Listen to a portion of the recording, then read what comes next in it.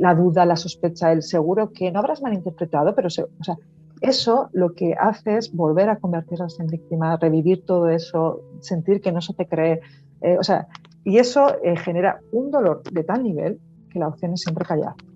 O sea, hay que hacer un proceso personal de integrar bueno, pues el trauma a nivel personal y psicológico como para poder tener capacidad para verbalizar. Yo siempre digo que las víctimas no hablan cuando quieren, sino cuando pueden. A veces hay gente, ¿pero por qué lo dice ahora? ¿No? Ese comentario que a veces decimos como con mucha alegría, pues porque ahora puede, y hasta ahora no ha podido, ¿no? Porque es tan complejo, hay unas dinámicas psicológicas de negación que a veces se olvida, se omite, las consecuencias siguen. O sea, hay un elemento muy serio que es cómo lo vive la víctima y sobre todo en nuestras comunidades religiosas, no religiosas, parroquiales, me da igual, cómo se vive adentro de la comunidad cristiana que alguien diga esto, ¿no? O sea, que alguien comente, oye, pues mira, yo he sufrido esto, y más si el victimario, si quien ha cometido el abuso, también es de la comunidad, ¿no? Porque enseguida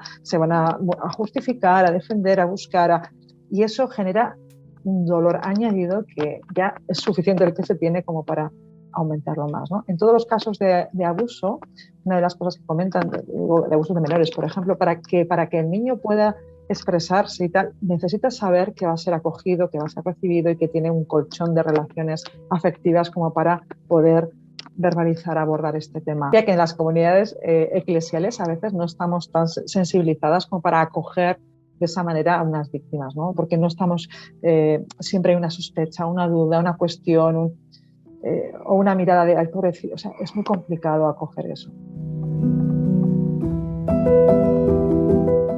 Entonces hay una serie de elementos que hace que este tema sea, yo le llamo la caja de Pandora.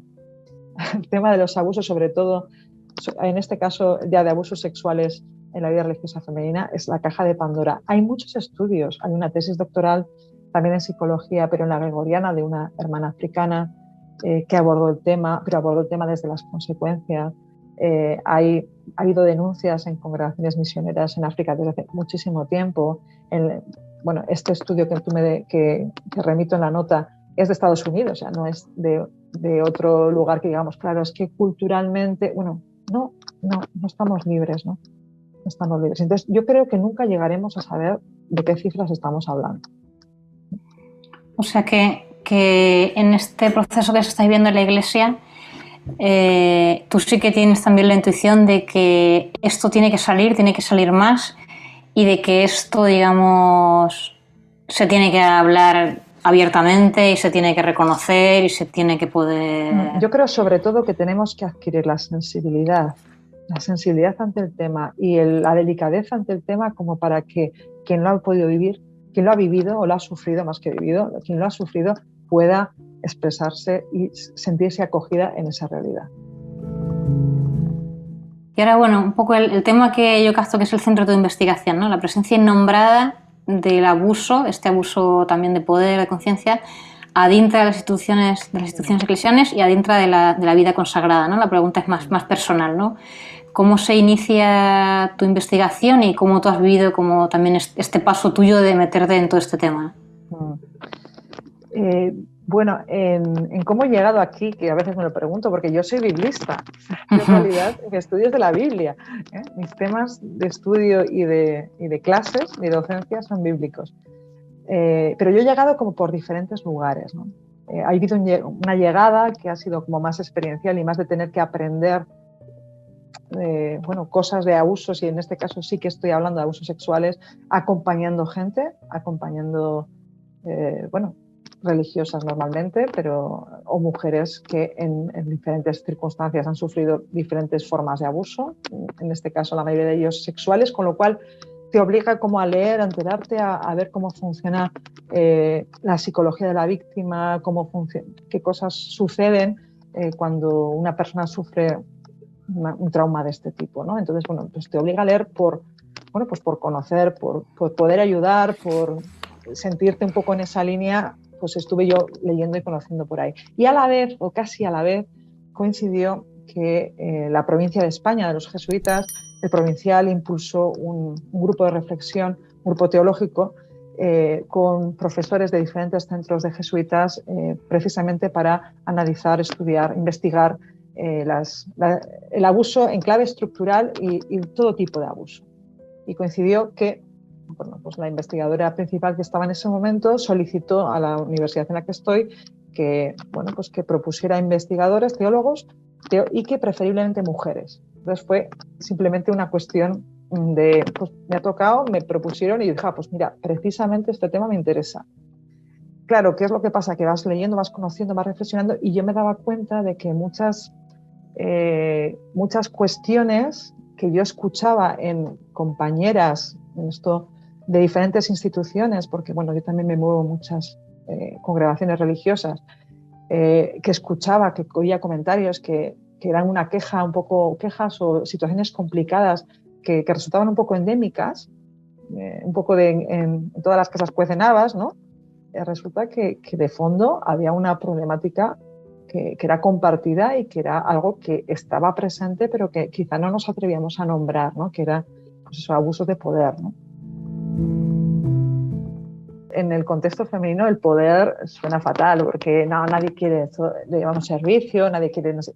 Resulta que el poder, pues todos, también Jesús fue tentado por el poder, con lo cual no podemos estar libres de esa tentación, pero es que el poder nos capacita para ayudar y sacar la mejor versión del otro, o todo lo contrario. Entonces es algo que no nombramos, que es tal, pero que está muy presente, y quizá precisamente lo que no se nombra y no se quiere abordar es lo que sale de maneras inadecuadas, ¿no? Y entonces por ahí empezó un poquito mi reflexión con ese amparo, ¿no? del grupo de investigación teológica, y bueno, por ahí me he movido.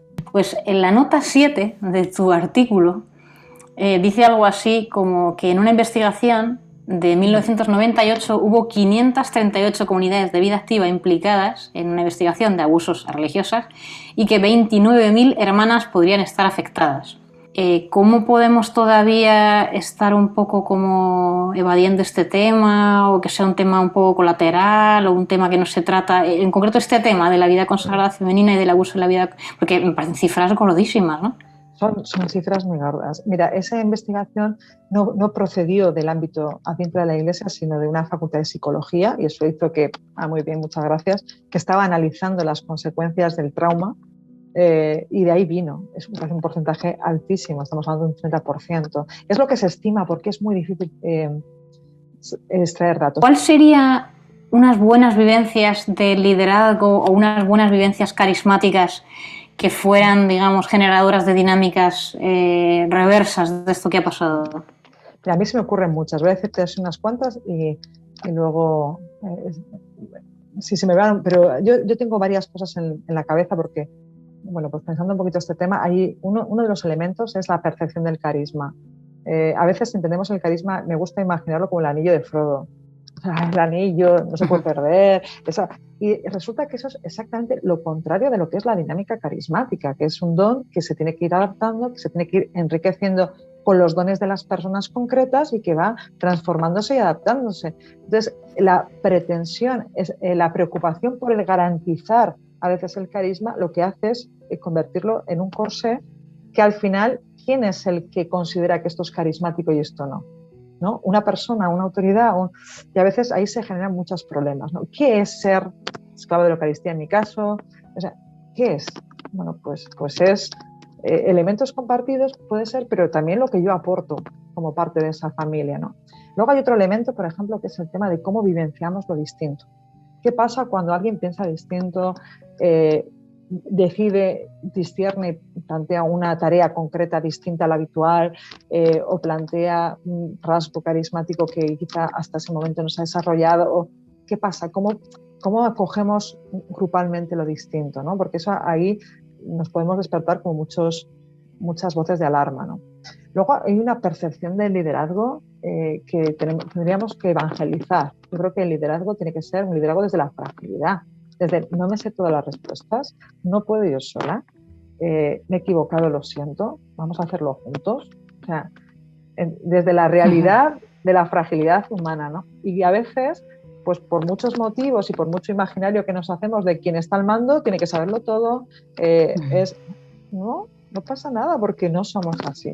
Entonces, a veces iba a decir normalizar, pero bueno, yo creo que lo normal es que somos frágiles. Entonces, un liderazgo desde la fragilidad, desde el límite, desde hacer juntos, nos hace más difícil ciertas actitudes, ¿no? Y bueno, hay una serie así de cosas que, bueno, pues hay prácticas que son sistemas de control que siempre ha habido y que a veces no los estamos usando bien, ¿no? Por ejemplo, la alternancia de gente que está en responsabilidades, pero no alternancia porque te cambie de sitio, sino alternancia real, ¿no?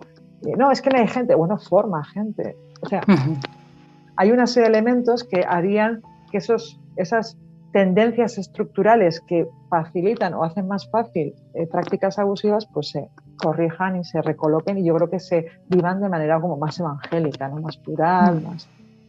Y luego otro temazo que tú dices ahí en tu artículo, el tema del fuero interno y del fuero externo. Madre mía, es que eso es un temazo.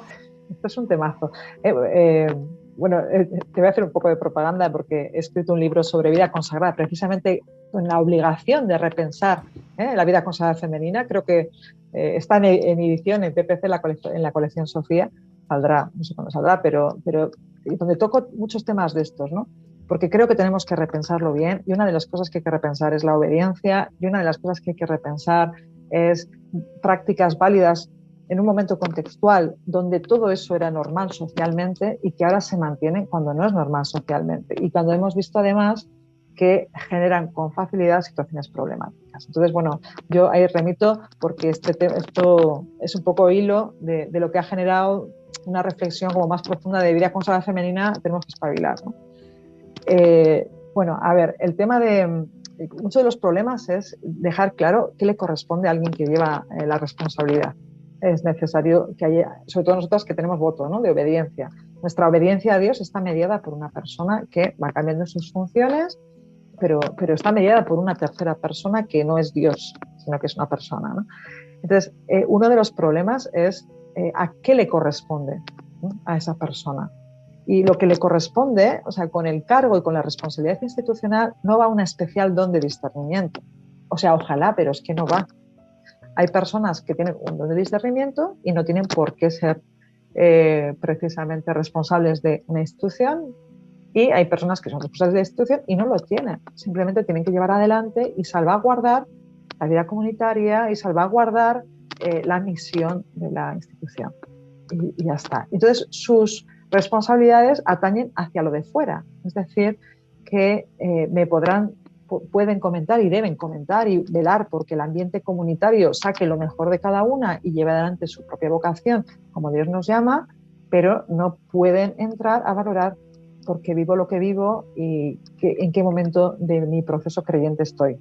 Entonces, ¿por qué? No le corresponde, porque eso es fuero interno. Y además el Código de Derecho Canónico vela muy bien porque, y de hecho se afirma, se prohíbe que el superior anime o inste a alguien a que le revele su intimidad, que no puede ser, porque le corresponde otro ámbito. El de gobierno es otro aspecto. Entonces, no, lo que conoces del interior de una persona no puede condicionar tus normas o tu forma de gestionar algo, ¿no? Entonces, dicho esto, hay unas cuantas prácticas que lo que se ha hecho ha sido como atribuir dones carismáticos y la gracia de Estado que se decía antes, ¿no?, a una persona que tiene la responsabilidad, y tu responsabilidad no es que tú seas mi guía espiritual, es que te toca hacerte cargo de lo común y de la comunidad, y de que la comunidad sea un espacio donde, bueno, yo pueda crecer espiritualmente, pero no es ser mi gurú en ese sentido un poco despectivo, ¿no?